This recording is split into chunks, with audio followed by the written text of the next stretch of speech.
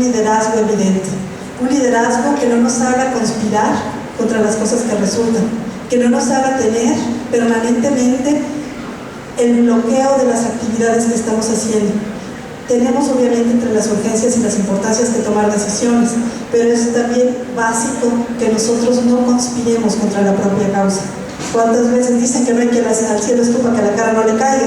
Y muchas veces estamos pegándole al techo, entonces tenemos que tener cuidado con eso. Adelante.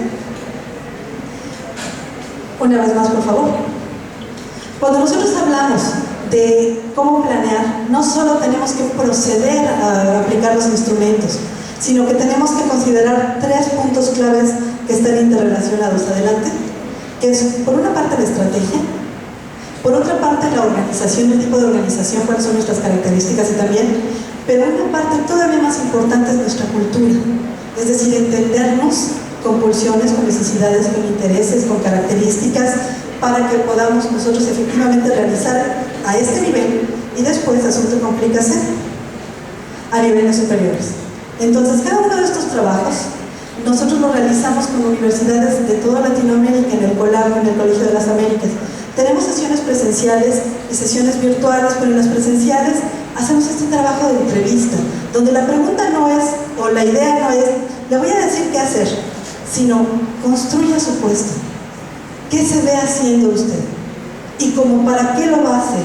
¿Cuántos de ustedes han planeado o han vislumbrado el trabajo que les gustaría hacer en la vida? No el que se van a encontrar, sino cómo les gustaría encontrárselos y con qué características. Yo sí les puedo decir que afortunadamente, desde hace muchos años, hago el trabajo que me imaginé y más. Me sorprende, cada vez más me sorprende con estos retos. Y espero que ustedes lo vivan porque es una sensación, una satisfacción increíble para todo profesionista y creo que esto es parte de todo. Además, con los pies bien aterrizados y como dicen los chicos, bajándole la espuma al chocolate. La sencillez, chicos, también es fundamental. Para uno que madruga y uno que no se acuesta. Entonces lo importante es que ustedes sean lo más sencillos, lo más claros y lo más entregados, no porque son muy buenos, porque son picudos, sino porque finalmente van a hacer esta transformación y la verdad es que la humanidad se los va a agradecer. Eso se paga, además es una cadena y en esta cadena ustedes van recibiendo y más deben, van recibiendo y más deben y esto es sensacional porque es una dinámica increíble. Seguimos, por favor. También tenemos que tomar decisiones. Imagínense que aquí, en medio de esas dos flechas, hay decisiones. ¿Nuestros proyectos son de qué? ¿Son de consolidación o son una iniciativa? ¿O están más o menos entre uno y otro? Ya empezamos, pero todavía no queda claro. Otro bar sería, ¿estamos conservando algo o estamos en una dualidad? ¿Cómo estamos nosotros tomando esta decisión? En las facultades de medicina, de artes, de arquitectura, ¿por dónde vamos? ¿Es algo heterogéneo? ¿Queremos una formación homogénea? Todo esto son herramientas, y hay muchas más, que son con las que trabajamos para la planeación. La planeación estratégica no entendida como el típico FODA que vamos a hacer, sino como esta construcción creativa, donde nosotros podemos soñar y creer. Adelante. Dentro de todo esto, pues los ejes prioritarios. Aumentar la calidad de los procesos, consolidar un cuerpo docente permanente, acercar a los estudiantes al mercado del trabajo, etcétera, etcétera, etcétera. Todas estas son buenas razones para lo que estamos trabajando. Seguimos, por favor. Y lo más importante, ¿ven esta gran flecha? Esta gran flecha es la universidad. No importa cuál de todas estas flechitas sean ustedes, pero tenemos que ir para un camino común. Identifíquense, porque lo mejor que puede suceder en la vida es que como seres humanos ustedes vean qué parte del rompecabezas son ustedes. Bueno, la suma es lo que hace el paisaje. Ejemplos, ahí no me voy a detener mucho de organigramas o de formas, pues cada universidad lo interpreta de manera diferente. Aquí afortunadamente tienen una dirección general específica para lo internacional. ¿Seguimos? Seguimos, por favor. Cuando hablamos de las metas, pensemos precisamente en las metas SMART. Es unas siglas que se utilizan precisamente para ver que tienen que ser específicas, mesurables, sostenibles, con acción, orientadas a la acción, a resultados y también en el tiempo, en la fase. Es como la tesis, chicos.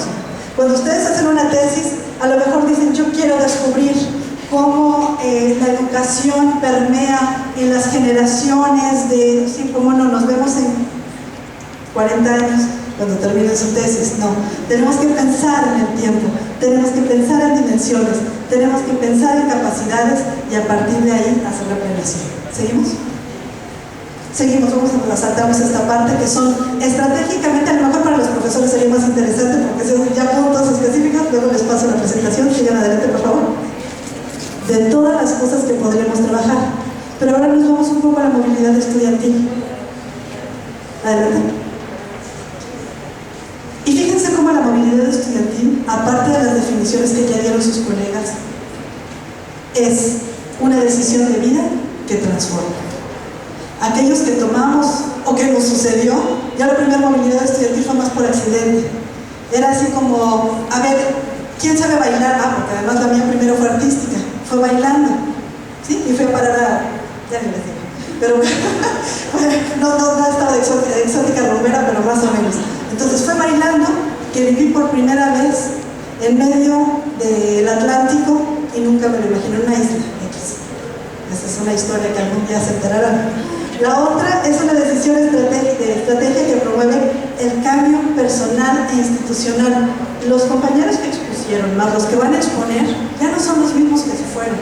Y van a empezar a empujar a sus instituciones para que se hagan más este tipo de eventos, estas transformaciones. Serán profesores que también estarán puestos para esto. Por otra parte, promotora de una nueva cultura y se valoran los enfoques multidimensionalmente. Ya decíamos, la movilidad no es la única condición para la internacionalización y sin embargo es infaltable, no podemos obviarlo. ¿Seguimos? Vamos a saltar eso, ya hemos hablado de qué es la movilidad y qué tan importante es esta movilidad. Y yo quisiera, más adelante por favor, quisiera detenerme un poquito en los tipos de movilidad.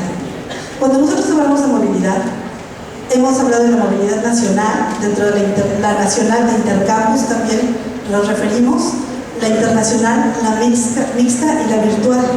Cuando hablamos de movilidad virtual, aquí hago siempre un paréntesis para decir que no me gusta ese concepto de movilidad virtual porque no me muevo.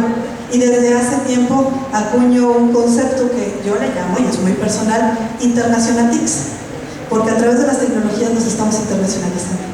Entonces, en estas internacionatics es que ustedes pueden ser especialistas y mucho en adelante se va a trabajar en función de esto. ¿Seguimos? Cuando hablamos de esto precisamente, pues tenemos que llegar a lenguas y tecnologías. Fíjense cómo hasta parece que nos pusimos de acuerdo porque vamos hilvanando lo que se ha platicado. Adelante. Hablamos, por supuesto, de las cuestiones que tienen que ver con lenguas e internacionalización, pero desde el punto de vista ya, no solo del aprendizaje mismo de lenguas, sino de las habilidades como diplomáticos, como mediadores, como gente o especialistas que tienen que ver con negociaciones, es decir, con todas las actividades hasta el turismo. La carrera de turismo en algunos lugares es muy nueva, es muy joven, y se ve como aquellos que se van a ir a pasear. No, son especialistas en culturas, son especialistas en interculturalidad, en comunicación intercultural. Si lo conciben así, estamos hablando de lo mismo. De hecho, yo imparto clases en esta parte y lo primero que decían, pues tú que has viajado tanto, vete a turismo. No, no es porque he viajado tanto, es sencillamente porque es muy profundo lo que se puede ver en estas carreras. Adelante.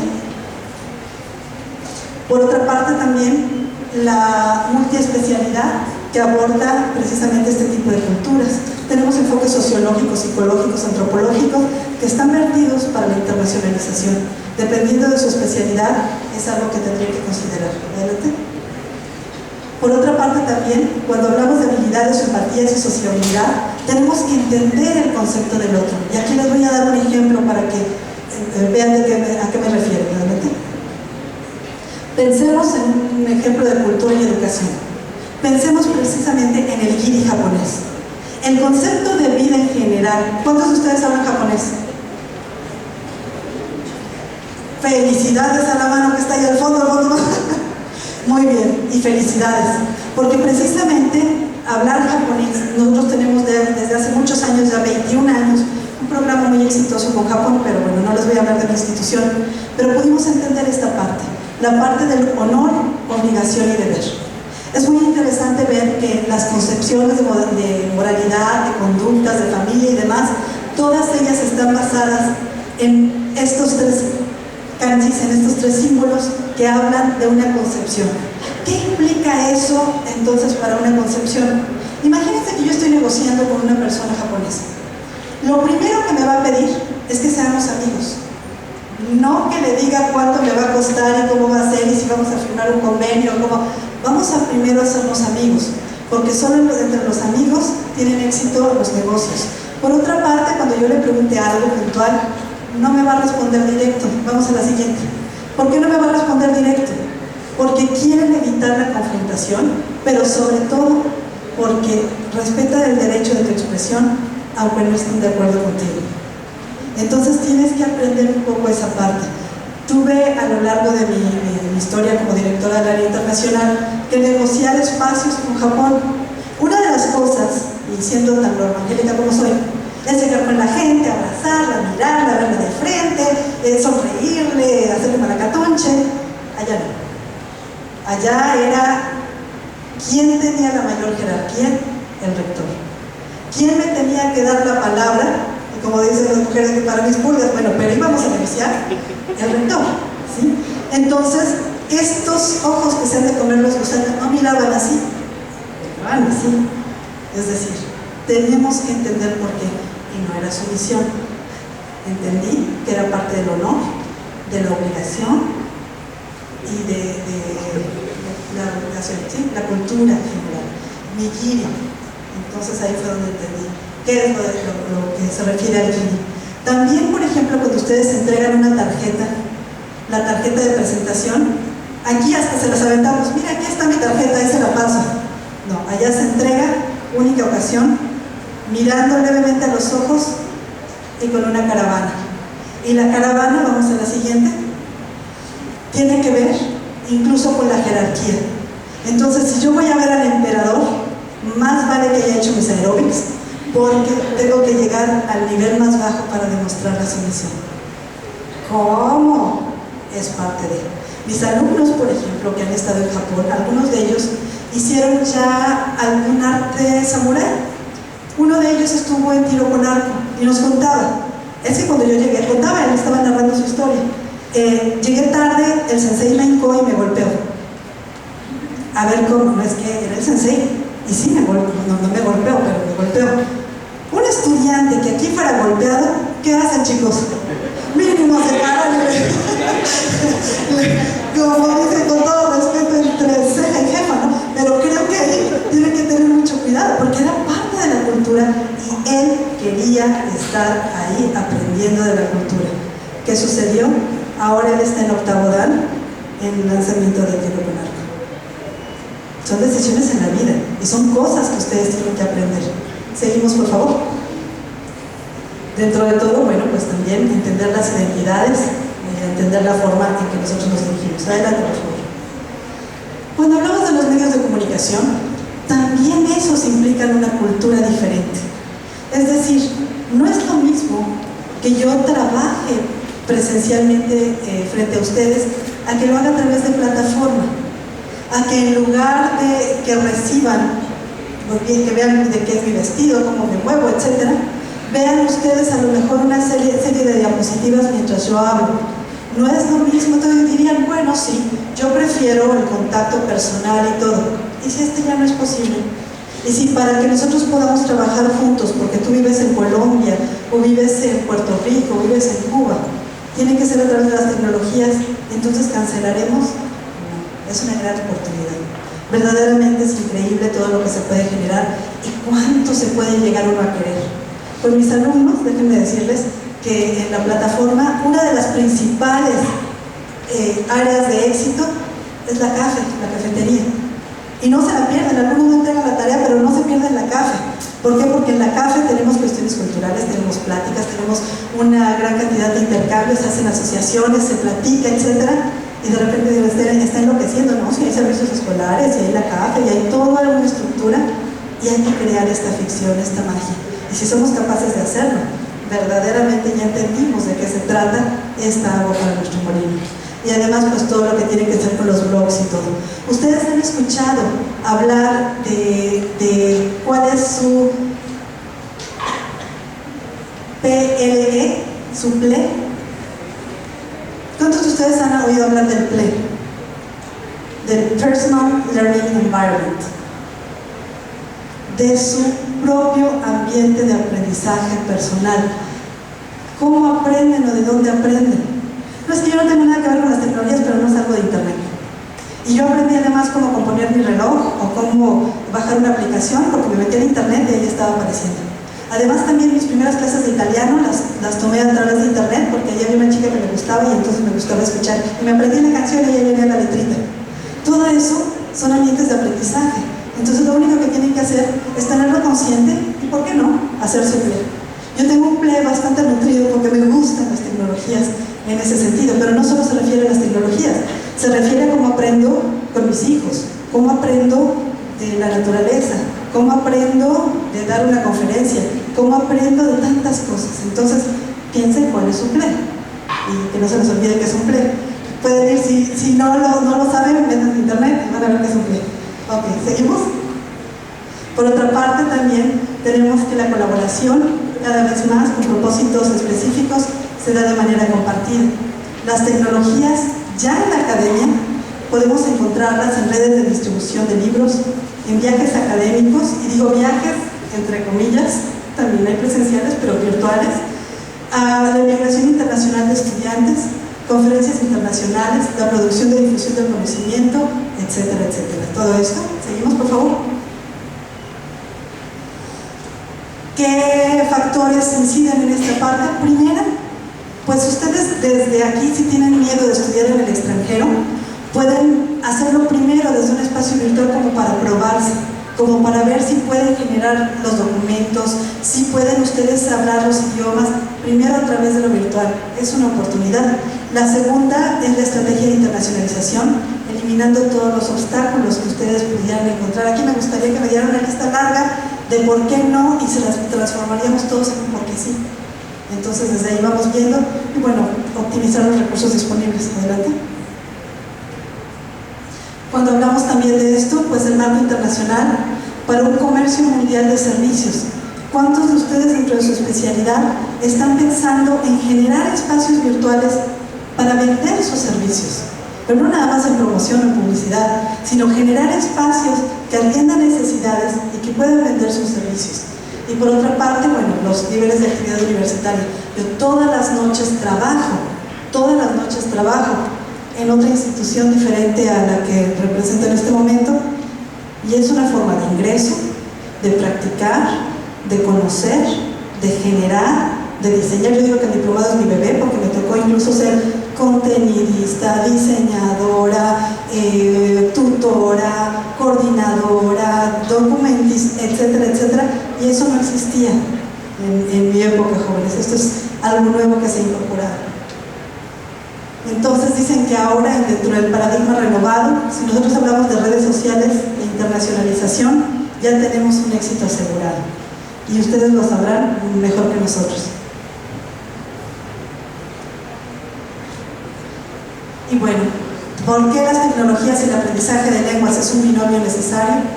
Pues en este binomio necesario, curiosamente coincido ahí con la maestra de lenguas, sobre todo nos lleva a la conciencia de que como seres humanos nos unen los anhelos y valores, y estos se expresan en muchos colores. En la conciencia del otro podemos brindar lo mejor de nosotros mismos para el desarrollo de la paz, armonía entre los pueblos. Otra vez, conocernos para bien amarnos. La presentación está disponible y se las voy a dejar para los que les interesen, pero a mí me gustaría quedarme aquí. Me gustaría dejar hasta aquí esta reflexión y que efectivamente ustedes tengan en su corazón la convicción de que están sucediendo muchas cosas y que dentro de esta parte ustedes tendrían que ser conscientes para poderlas incluir en sus saberes, en sus quehaceres y en su formación, jóvenes. Muchas gracias.